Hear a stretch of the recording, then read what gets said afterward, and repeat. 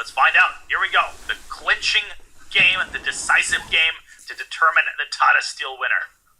Well, I love that we get extra chess. Look at how many fans are in the background. Wow. They are sticking this out to the end. Shout out to the true festival in Wijk, and we have handshakes, and we're off. I just want to say, Danya, I love that we have more chess games. I'm sad that we can only have one winner because there's nothing that separated the 4 players that made the tiebreak, and certainly there's nothing between these two.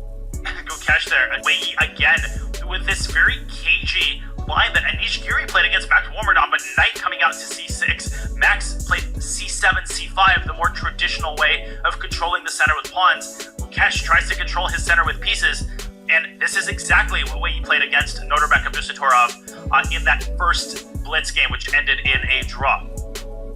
We see the bishop being Keto staring through the knight on f3 towards the black center. The knight on c6 is actually placed in a fine position. Sometimes, I was going to say, it can trade off on e5, and there we go. This is a smart play from Gukesh. That way his pawn becomes c6 next. He can defend his center with pawns. It feels like he has completely solved his opening problems, Robert. After c6, I think if anything, black's position might even be more comfortable. Objectively, this is dead equal.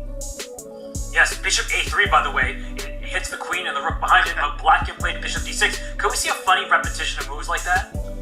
Bishop a3, bishop d6. Maybe bishop a3, c5 could have been considered, but then Wei could have struck at the center with d4. It was definitely a possibility, but Wei Yi goes for the trade of minor pieces in the center. To me, black's position is preferable after c6. You've got a lovely bishop on c8. Its counterpart on g2 is just biting on granite. This is not the sort of position that Wei was hoping for, but Robert, maybe a minority attack on the queen side can be considered if black plays c6, and maybe this is why Gukesh is hesitating. Now he plays it. Let's see how Wei Yi prosecutes this position. Well, c6 I thought was a better try than d4 for black. That seemed inviting because you're challenging the white knight on c3, but anytime you play d4, the white knight just moves out of the way, and the bishop on g2 is the happiest piece because it gets an open diagonal. Woo! Alpha zeros found h5. b4, h5. It's a queenside attack for white. It's a kingside attack for black. Neither side's attacks are particularly strong just yet, but Wei Yi clearly takes it seriously. He pushes h3. He's preparing to meet h4 with g4, but in the long run, Robert, this pawn on h3 is a liability, and Gukesh could bring his bishop to f5, maybe drop his queen back to e6, and force this slightly awkward move king h2. I still feel like black is in the driver's seat here.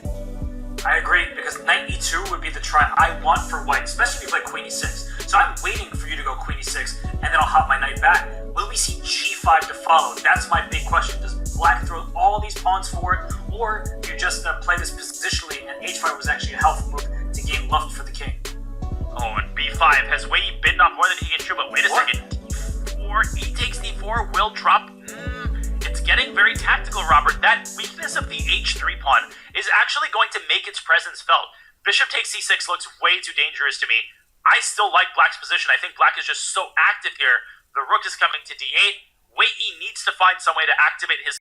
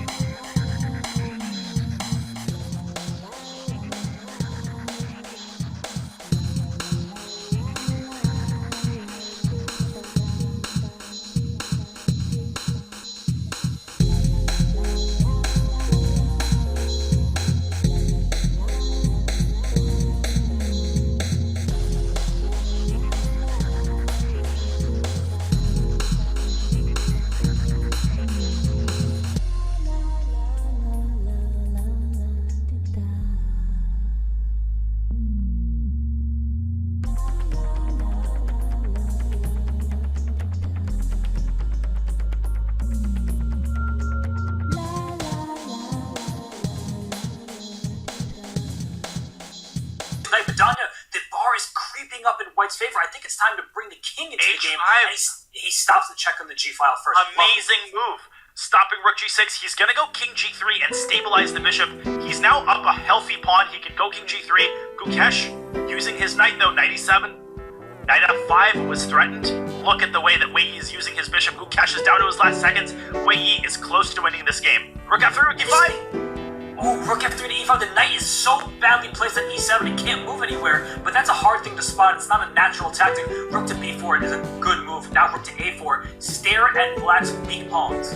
10 seconds for Wei Yi. Now the time situation is equal. Gukesh, 4 seconds on the clock. King moves up to f6. Wei Yi centralizes his own king, trying to make sure the d4 pawn is protected, and now he infiltrates to b8. Here we go. This is absolutely nerve-wracking for these players. Black is on the back foot. You're down a pawn. Your king is being checked. The rook is coming after all your weaknesses. But black has everything protected for now. For now, you can go king g7 to f6. Black has the luxury of going back and forth. Wei Yi is the side that has to figure something out. Do you trade on d5? Gukesh offering that trade. Wei Yi says, no, I like my bishop. The king slides over to b3. Feels like Wei Yi is making progress. Down comes the h pawn. He might try to trade off for black's g pawn. h5 there was a tactic. What's going on here? The knight goes to d6 and bishop to c6. He What gives a up his move! rook to get the other one, and he saves his bishop. Look at all the tactics here. But black has nothing. Gukesh diving in with his rook, trying to generate counterplay. The rook moves over to the side. Rook to a3, hitting a2, bishop d5. Everything is defended. Wei Yi is winning. And the rook trade was unacceptable for black. That's why he keeps his rook on d7. The white king is in the line of fire, so white is winning. That's clear. But you need to be careful not to fall into any forks or traps. Absolutely. The king moves away from the pin. Now knight f5 is coming. This is still a little bit unpleasant, but rook e6 check. Knight f5, rook e6 is going to win. 1 second for Gukesh. And now here comes Oh, what a move! You can't take it because it's pinned. King f5, bishop e6, and that's the clincher. That's the clincher. Oh, and you see it on Gukesh. He's broken. And he shakes Wei Yi's hand. Wei Yi is the 2024 Tata Steel Masters champion. But for Gukesh, he came oh so close, and yet it was Wei Yi